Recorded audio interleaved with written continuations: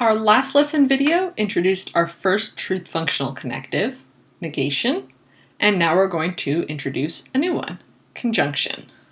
The main aim of this lesson is going to be to identify sentences of English that need to be translated in logical forms that use conjunction, and then to figure out how to appropriately symbolize those English sentences. The symbol we'll use for conjunction is sometimes called wedge, and it's used a little differently from negation. So negation preceded a single sentence letter. Conjunction goes between two sentence letters, and the conjunction, the whole statement, the atomic sentence, the wedge, and the second atomic statement, all of that goes between a pair of parentheses. So like you see there, parentheses, A, wedge, B, close parentheses. This symbol that we're looking at, conjunction, roughly stands for the English word and. As we'll see though, there are a number of different English terms that function somewhat like and can be acceptably represented with this conjunction symbol. So a standard example of a conjunction would be something like Wallace is in Australia and Jan is in Sweden. But conjunctions also appear in sentences like, I like pets, but I hate having to clean up hair. Gary is obsessed with cleanliness, yet he has two large dogs. And Gary's apartment is tidy, while Vern's is a mess. The bolded words there all have slightly different connotations, but they share a common core meaning. That meaning is roughly that the whole sentence is true if both conjoined sentences are true. So each of those examples we just read can be symbolized as a conjunction of two atomic statements. And you can see the appropriate symbolization of each of these statements on the right-hand side. So Wallace is in Australia and Jan is in Sweden is the conjunction of Wallace is in Australia, which we can assign a statement letter like W, and Jan is in Sweden, which we can assign a statement letter like J. The important thing is that the conjunction symbol appears between the two sentence letters, and that whole thing appears within parentheses. So the formula needs to look like parentheses J, wedge S, close parentheses. For I like pets, but I hate having to clean up cat hair, we need to separate out, again, the two atomic statements. So we can have P for I like pets, and H for I hate having to clean up pet hair. And we have a conjunction of those two atomic statements. Even though this uses the word but instead of and, it's still a conjunction. Same thing with our next example. Gary is obsessed with cleanliness, yet he has two large dogs.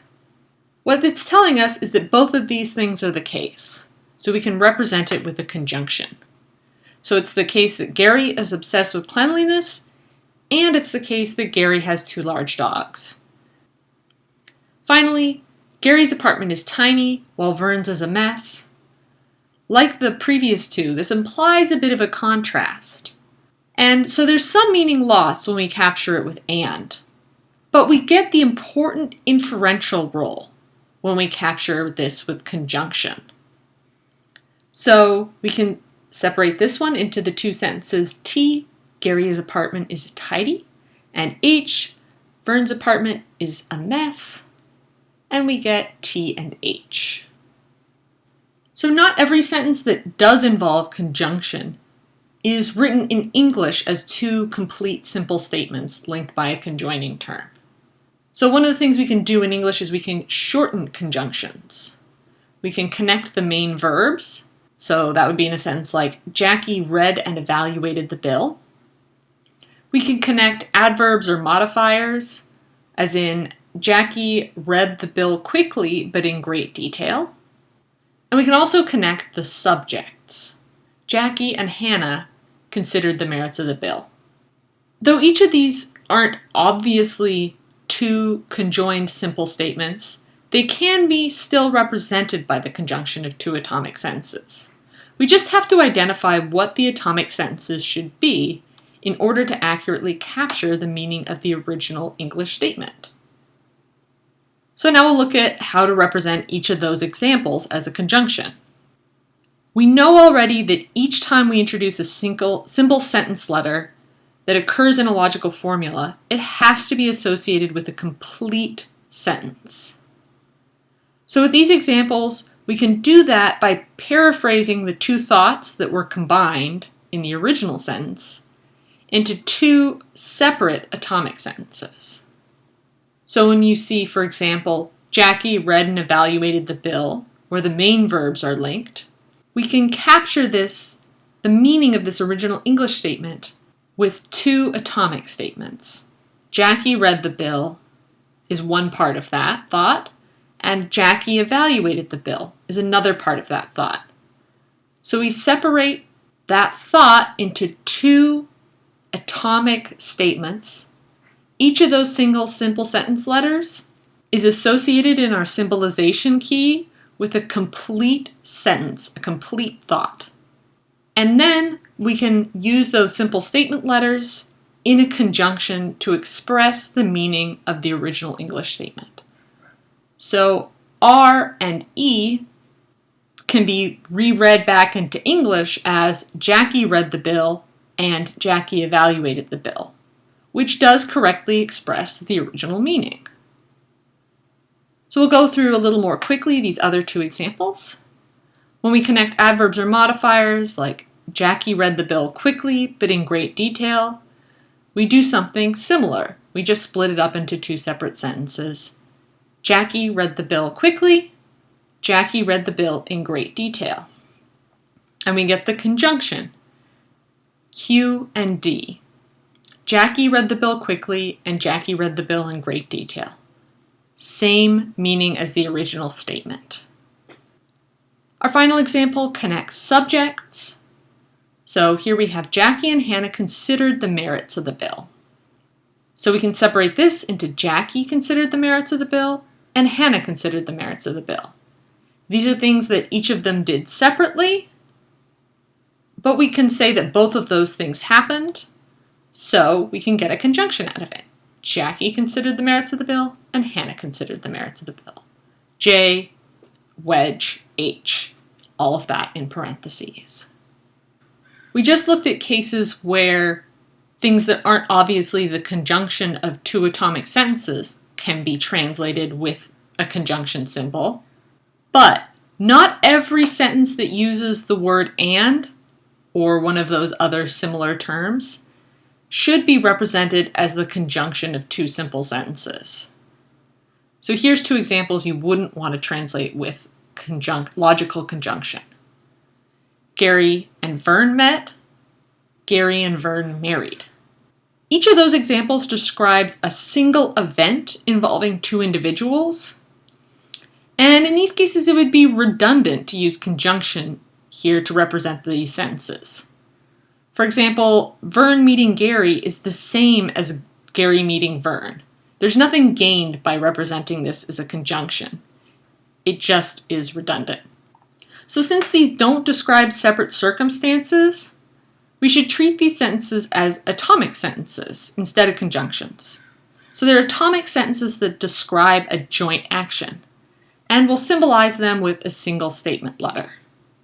So Gary and Vern met would just be represented, for example, with uppercase T, a single statement letter. Gary and Vern married, again, M, a single statement letter. There's another case where we have to be wary of translating and that's in the context of so-called quantifier words. So we looked at some of those when we talked about negation, and more include words like some, all, none, few, and many. So in the context of those words, we don't have the tools in this simple logic to accurately represent those meanings with conjunction. So we can't capture the meaning of such sentences with the conjunction of two atomic statements. So consider this example.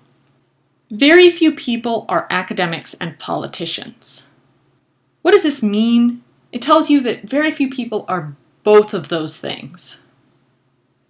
So you might try to break that down into two atomic statements. Very few people are academics and very few people are politicians. But that conjunction of atomic sentences means something very different from the original meaning. Because the original one says that very few people have both jobs, not that very few people have one job and very few people also don't have the other. So the only way we can translate this statement in truth functional logic is again with a simple single statement letter, F. Very few people are both academics and politicians. Now that we have two logical tools in our toolbox, we've got conjunction and negation, we can begin to translate a few more complex thoughts. So the example, Dale loves the small town, but Albert doesn't, is a sentence that conjoins two statements, one of which is a negation. So if you're to think about the meaning of it, it's that Dale loves the small town, and it's not the case that Albert loves the small town. Well, that should give you a hint already as to how to symbolize it. You're going to need conjunction for the but and negation for that not tagged on the end, or it's not the case that Albert loves the small town. The two atomic statements involved here are D, Dale loves the small town, and A, Albert loves the small town.